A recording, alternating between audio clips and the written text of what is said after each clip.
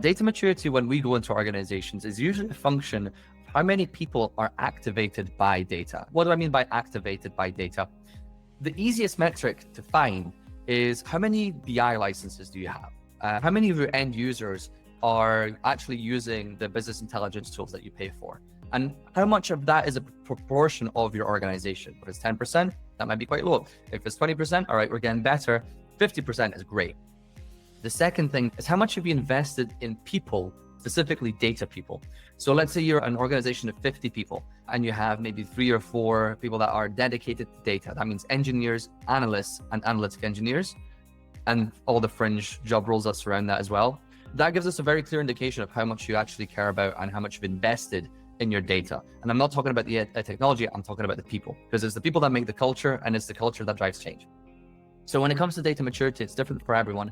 But the main thing that we look at is, okay, have you got a data strategy? Have you got leadership using data to make decisions? Have you got reports that are being used? And more importantly, have you got an investment in your data culture through hiring data professionals? Now, it's not only how much you invest and how much licenses you have, it's also around how you manage their work as well. So one of the big issues that we see is your data analysts become the sole bearers of information within an organization. And that's an anti-pattern.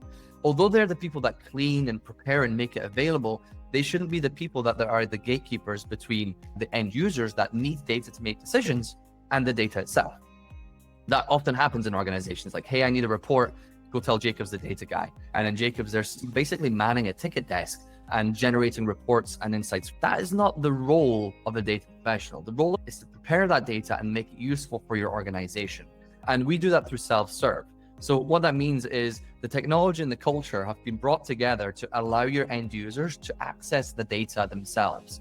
When it's done, organizations really skyrocket in terms of their maturity. You can get activation ratios that go beyond just the core data team, and the time to insight for end users shortens dramatically. So another really good indicator for how data mature in an organization is asking just a random person, like you're maybe a sales manager, like, how quickly can you get your end of month reporting on your sales commissions? Is it instant? Is it a week? Or are you waiting for the next month to pay out your commissions? And that answer tells us a lot, because if it's instant, chances are they're self-serving. If it's a week, chances are they're putting it through a centralized data person. If it's a month, chances are they're running the reports themselves all the way from source. So it's all of those things brought together that helps us make an assessment as to how data mature an organization is.